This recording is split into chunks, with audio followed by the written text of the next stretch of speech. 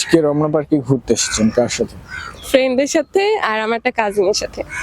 প্রিয় মানুষ নিয়ে আসেননি? প্রিয় মানুষ নেই। আচ্ছা, প্রিয় মানুষ নেই, এটা কতটুকু সত্যি? সত্যি। এত সুন্দর কিউট একটা মেয়ে বলছে তার প্রিয় মানুষ নেই, রাখছেন না? এখন চাই না, আগে নিজে সেটেল হই তারপরে। হ্যাঁ। এখনকার মেয়েরা তো ক্লাস 6 উঠে প্রিয় মানুষ খুঁজে, আপনি এখন পর্যন্ত কেন প্রিয় মানুষের খোঁজ পেলেন?